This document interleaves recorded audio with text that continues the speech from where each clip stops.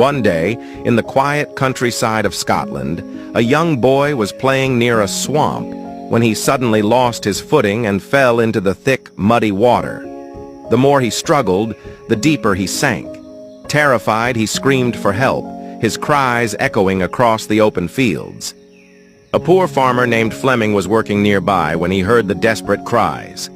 Without a second thought, he dropped his tools and ran toward the sound. As he reached the edge of the swamp, he saw the child flailing, barely able to keep his head above the water.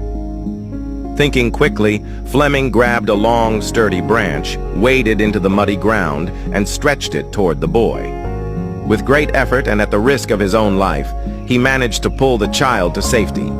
Exhausted but relieved, he helped the boy to his feet and sent him home.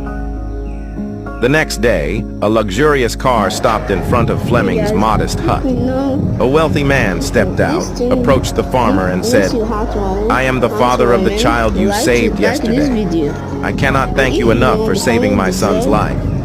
I know I can never truly repay you, but is there anything I can do for you?" The farmer, touched by the man's gratitude, replied, "I appreciate your kindness, but I cannot accept money for something I did out of humanity." At that moment, the farmer's young son appeared at the door of the hut.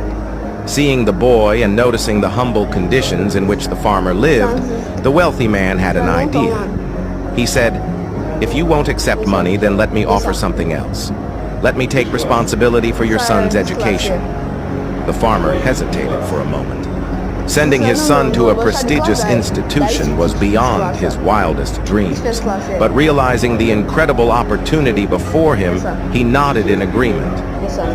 Thanks to the sponsorship, young Alexander Fleming was admitted to the finest schools, where he excelled in his studies.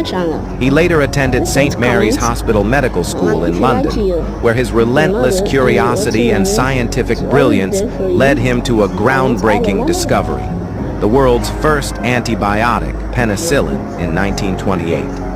This miraculous drug would go on to save millions of lives. But the story doesn't end there.